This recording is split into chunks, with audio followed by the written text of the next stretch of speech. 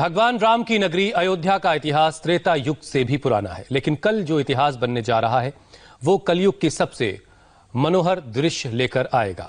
कलयुग में त्रेता की अनुभूति हो जाएगी और ये सब ऐसा इसलिए हो रहा है क्योंकि अब से सिर्फ एक दिन के बाद अयोध्या में होने वाला है जिसकी कल्पना मात्र से भारत ही नहीं बल्कि दुनिया भर के हिंदुओं में नई ऊर्जा का संचार हो रहा है। आज हनुमानगढ़ी में भगवान हनुमान के निशान की पूजा की गई, तो आज ही रामार्चन पूजा और समस्त देवी देवताओं की पूरे विधि विधान से पूजा की जा रही है। भूमि पूजन में शामिल होने के लिए मेहमानों, संतों और महात्माओं के अयोध्या पहुंचने का सिलसिला भी जारी है। अब हर किसी को कल के उस शुभ मुहूर्त का इंतजार है जब प्रधानमंत्री के हाथों भव्य दिव्य राम मंदिर का भूमि पूजन होगा और राम भक्तों की 500 सालों की प्रतीक्षा पूरी होगी।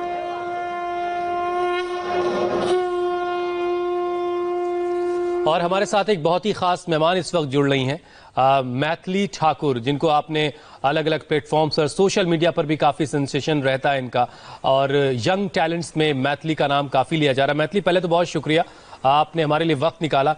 कल की तारीख बहुत अहम है। कल राम मंदिर के भूमि पूजन के लिए प्रधानमंत्री अयोध्या में होंगे। कोई भजन आपने तैयार किया हो तो हमारे दर्शकों के लिए सुनाइए उसे आप। बिल्कुल बिल्कुल बिल्कुल।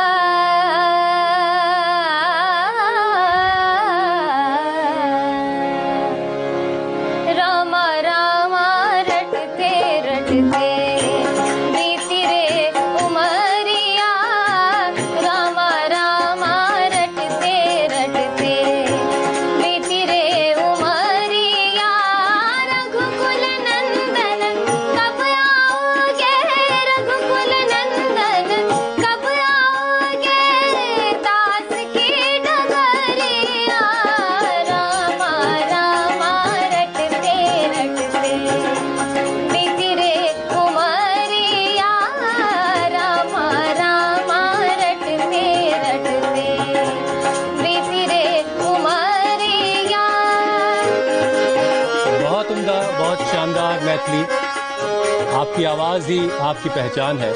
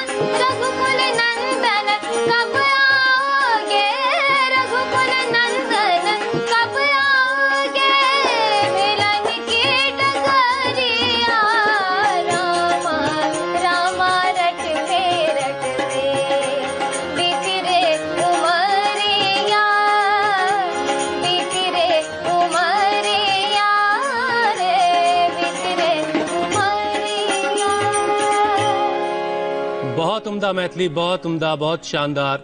और कहा तो ये जाता है कि दैहिक दैविक भौतिक तापा, राम राज नाही काहू ही व्यापा, सब नर करही परस्पर प्रीति, चलही स्वधर्म निरत श्रुत नीति।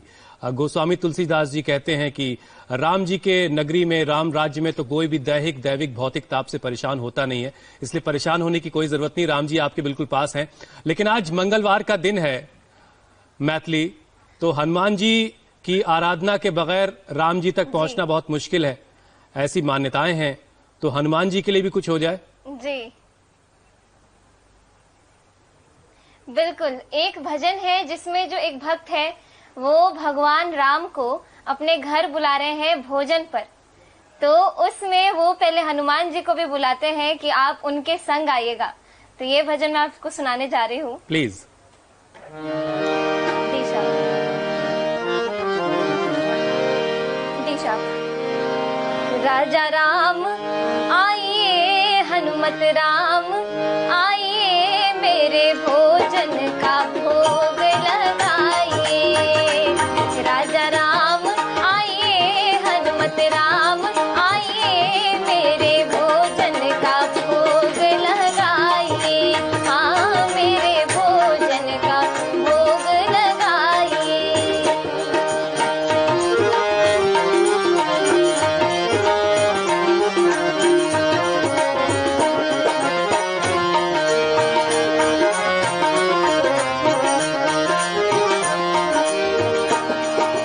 आचमणी अरखान आरती यही यहाँ मेहमानी, अरे आचमणी अरखान आरती यही यहाँ मेहमानी।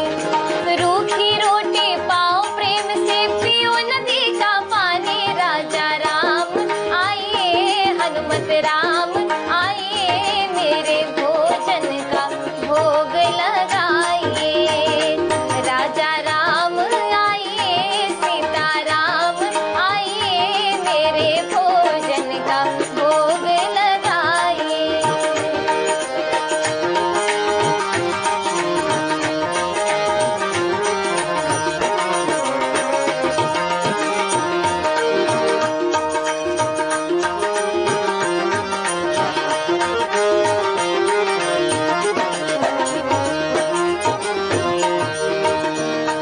अरे भूल करोगे यदि तज दोगे, भोजन रूखे सूखे। अरे भूल करोगे यदि तज दोगे, भोजन रूखे सूखे। एकादशी आज मंदिर में बैठे रहोगे भूखे। आजा राम आइए, हनुमत राम आइए, मेरे भोजन का भोग लगाइए। राजा राम आइए, हनुमत राम आइए, मेरे भोजन का भोग लगाइए। हाँ, मेरे भोजन का भोग लगाइए। ओ मेरे भोजन का भोग लगाइए। बहुत उम्दा मैथिली। और राम जी तो कड़कड़ में समाये हैं, तो आपके यहाँ भी वो भोजन का भोग के लिए जरूर आएंगे। लेकिन आपके लिए मुझे तुलसीदास जी की लिखी भी कुछ लाइनें याद आ रही हैं। तुलसी मीठै बचन ते, सुख उपजत चहुँ ओर।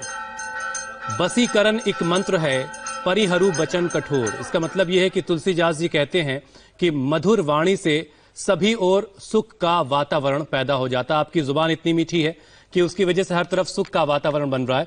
और आगे इस कार्यक्रम को बढ़ाएंगे मेरे साथी, मेरे सहयोगी जो इस वक्त अयोध्या में मौजूद हैं, पवन नारा। धन्यवाद। इस वक्त हम मौजूद हैं अयोध्या में, भगवान श्री राम की नगरी। जिस वक्त का 5 सदी से सबको इंतजार था, वो लम्हे अब उंगलियों पर गिने जा सकते हैं। कल वो लम्हा जब आएगा उसका सबको इंतजार है, लेकिन उससे पहले पूरी अयोध्या नगरी कण कण में राम बसे हुए हैं, महक रही है, चहक रही है और हर किसी को इस लम्हे का इंतजार था। मैथिली ठाकुर हमारे साथ इस वक्त बनी हुई हैं। आपकी मधुर आवाज यहां तक हम महसूस कर पा रहे थे, वो सीधे संवाद करती है, दिलों को छूती है। तो भगवान श्री राम को याद करते हुए कौन सा भजन आपको याद आ रहा है और क्या आप हमें सुनाना चाहेंगे इस भक्तिपूर्ण माहौल में? देखिए, आप तो अयोध्या में हैं, आप वो सुख, वहाँ का जो माहौल है उसका क्या बोलते हैं, उसका आनंद उठा पा रहे हैं। लेकिन हम लोग यहाँ अपने घर में बैठे हैं, ऐसा माहौल है देश में और हम भी पहुँचना चाह रहे थे अयोध्या। तो मैं उन भक्तों के लिए जो अयोध्या जो देख टीवी पर देख रहे हैं लेकिन वो वहाँ पहुँचना चाहते हैं, तो उनका हालत क्या होगा जैसा अभी हम लोग का हालत है। तो वो एक भजन आपको सुनाना चाहती हूँ।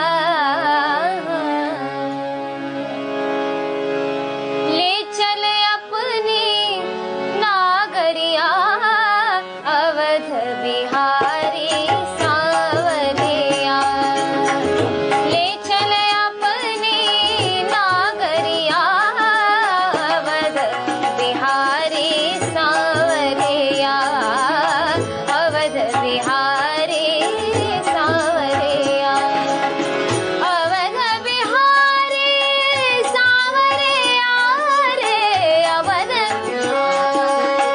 सांवरिया रे, ले चले अपनी नागरिया, अवध बिहारी सांवरिया।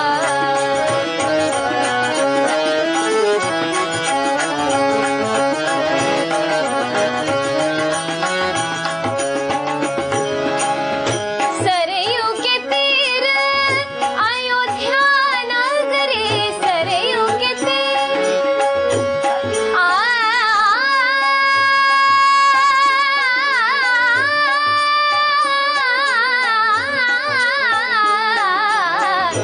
सरयू के तीर अयोध्या नगरी, संत भरे जहाँ गागरिया रे, संत भरे जहाँ गागरिया, संत भरे जहाँ गागरिया, अवध बिहारी सांवरिया, अवध बिहारी सांवरिया। कनक भवन जहाँ आप विराजे, कनक भवन सिया राम विराजे, देख भई मैं बावरिया, अवध बिहारी सांवरिया, ले चले अपनी नागरिया, अवध बिहारी सांवरिया, अवध बिहारी सांवरिया, अवध बिहारी सांवरिया।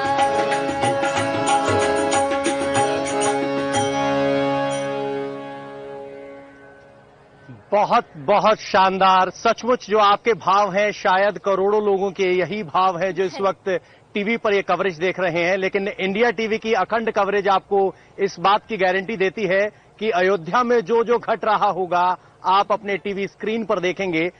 इस वक्त जो आपकी भावना है, ऐसी ही भावना उस वक्त जब त्रेता युग में श्री राम थे, जब उनको वनवास मिला, जब वो वन की तरफ जाने लगे तो पूरी प्रजा उन्हें छोड़ने आई थी।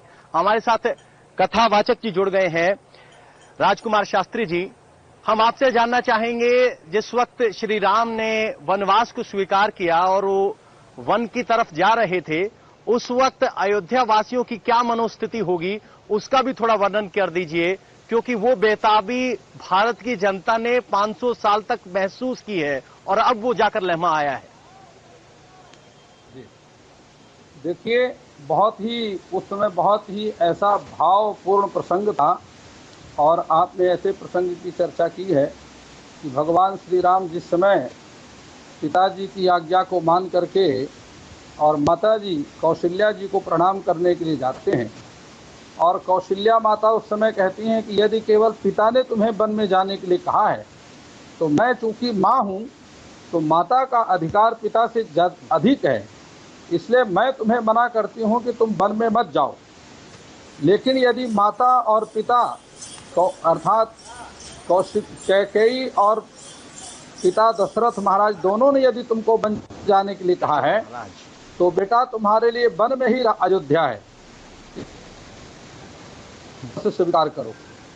माता को प्रणाम करके और जिस समय महाराज भगवान श्री राम वन के लिए जाने को तैयार होते हैं, उस समय माता जानकी की बहुत दयनीय दशा थी और वह केवल यही सोच करके बैठी थी, खड़ी यह सब केवल दृश्य मात्र देख रही थी कि मुझे भगवान श्री राम अपने साथ में लेंगे या अयोध्या में रहने के लिए छोड़ेंगे। ऐसी स्थिति में माता कौशल्या जानकी जी के मन की स्थिति को समझकर और वो भी उनको भी कहती हैं कि बेटी, जहाँ राम है वहीं तुम्हारे लिए अयोध्या है और इसलिए तुम अपने राम के साथ में वन में अवश्य जाओ। और जानकी जी भगवान श्री राम के साथ वन जाने को तैयार हो जाती हैं। और उसी समय लक्ष्मण जी की बड़ी दयनीय दशा थी, बड़ी विचित्र स्थिति कि भगवान श्री राम मुझे अपने साथ लेंगे या नहीं लेंगे। ऐसी स्थिति में आते हैं, कभी बाहर आते हैं। उनकी दुविधात्मक स्थिति को देख करके और भगवान श्री राम ने उनको कहा कि आप जल्दी तैयार हो करके और मेरे साथ में वन में चलने के लिए तैयार हो जाओ। तो भगवान श्री राम, माता जानकी और लक्ष्मण जी तीनों ही जब वन के लिए चलने लगे, उस समय अयोध्या वासियों की जो स्थिति थी उसका वर्णन गोस्वामी तुलसीदास जी कहते हैं कि वर्णन करना अत्यंत कठिन है, उसका वर्णन नहीं हो सकता। क्योंकि अयोध्या के सभी प्राणी इस प्रकार से हो गए जैसे निश्चेष, मानो उनका शरीर तो है लेकिन शरीर में प्राण नहीं है, क्योंकि प्राण तो स्वयं भगवान श्री राम ही थे और वह वन में जा रहे हैं। तो ऐसी स्थिति में अयोध्या के प्राणियों के मन में यह स्थिति के गोस्वामी कहते हैं कि पशु पक्षी बिल्कुल बिल्कुल घोड़े सभी की स्थिति थी। तो जब पशुओं की ये स्थिति है तो मनुष्यों की क्या बिल्कुल स्थिति आप होगी? महाराज जो बता रहे हैं ऐसी ही स्थिति हमने अयोध्या में भी देखी है। अयोध्या के भवन किस तरह से पुराने पड़ने लगे थे, अयोध्या कैसे सूना था और अब वापस वो किस तरह से रंग में आ रहा है, वो भी हमने देखा है, दर्शकों को दिखाया है। मैथिली, आपके पास कोई प्रसंग भगवान श्री राम का वन जाते वक्त कोई आपको याद आ रहा हो, कोई भजन इस वक्त आप सुना सकें, या फिर भगवान श्री राम जब वापस आ रहे हैं क्योंकि खुशी का माहौल है, वो भावना तो हमने समझ ली, लेकिन अब मानिए कि श्री राम वापस आ रहे हैं, तब क्या भावना रही? जी। पहले जो मैंने आचार्य जी की बात सुनी वो बहुत ही गहरा दुख था, क्योंकि अभी इतने साल हो गए, इतने लोगों ने कुर्बानी दी है ये राम मंदिर बनने के लिए। और हम लोग बहुत भाग्यशाली हैं कि हमारे समय में ऐसा हुआ है कि राम मंदिर का निर्माण होना शुरू हुआ है। लेकिन मैं वो जरूर आपको बताना चाहूंगी कितना दुखी वाला माहौल था जब वो राम जी वन की तरफ गए थे। तो उसके लिए मैं 2 लाइन सुनाना चाहती हूँ।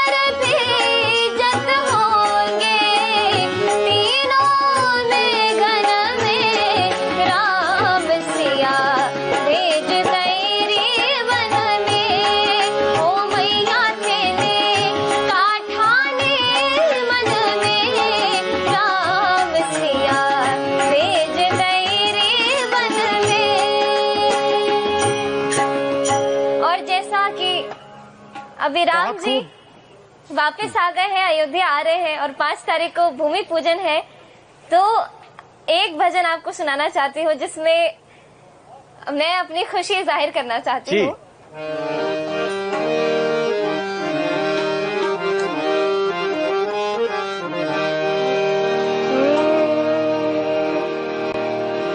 देखो राजा बने महाराज, आज राम राजा बने। देखो राजा बने महाराज, आज राम राजा बने। देखो राजा बने महाराज, आज राम राजा बने।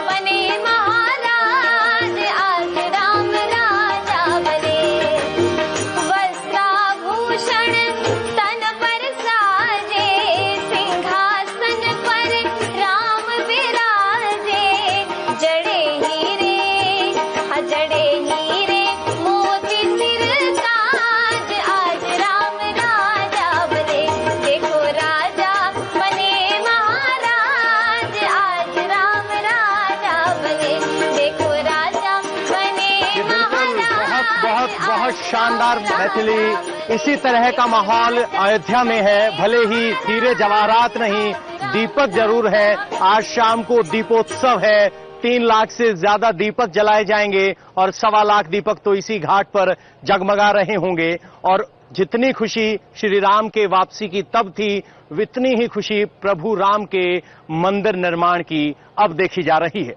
हमने आपको वादा किया था कि इस अखंड कवरेज में अयोध्या में होने वाली हर घटना, हर तस्वीर आप तक पहुंचाएंगे। तो सबसे पहले आप ये देख लीजिए किस तरीके की तैयारियां अयोध्या में चल रही हैं 5 तारीख को होने वाले भूमि पूजन के लिए।